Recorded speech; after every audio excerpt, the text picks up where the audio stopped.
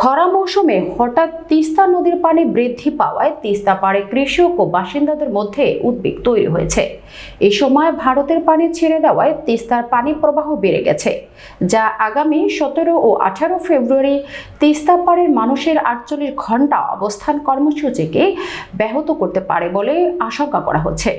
তিস্তা পাড়ের মানুষ ন্যায্য পানির হিস্সা আদায়ের দাবিতে এই কর্মসূচি আয়োজন করেছে।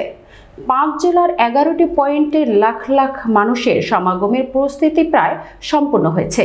এতে গ্রামীণ খেলাধুলা ও নানা সাংস্কৃতিক আয়োজন থাকার কথা রয়েছে। তবে ভারতের পানি ছেড়ে দেওয়ায় তিস্তার পানি প্রবাহ বৃদ্ধি পাওয়ায় এই কর্মসূচি বাধাগ্রস্ত হতে পারে বলে মনে করা হচ্ছে।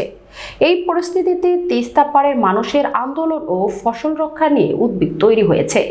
ন্যায্য দাবি নস্যাৎ করার ভারতের এমন দায়িত্বহীন আচরণে তৈরি হচ্ছে ভারত বিরোধী মনোভাব। শনিবার বিকেল 3টার পর থেকে তিস্তা ব্যারেজ পয়েন্টে পানি প্রবাহ বৃদ্ধি পেতে শুরু করে। পানি উন্নয়ন বোর্ড কর্তৃপক্ষ জানিয়েছে, বিকেল 6টায় তিস্তা ব্যারেজ পয়েন্ট পানি প্রবাহ 50.10 সেন্টিমিটার রেকর্ড করা হয়েছে, যা স্বাভাবিকের চেয়ে কিছুটা কম। তবে পানির পরিমাণ আরও বাড়তে পারে বলে আশঙ্কা করা হচ্ছে। তিস্তার জেগে ওঠা বালুচরে রসুন, পেঁয়াজ, মিষ্টি কুমড়া, ডাল ও বাদাম সহ বিভিন্ন ফসলের ক্ষতি হতে পারে বলে জানিয়েছেন তারা।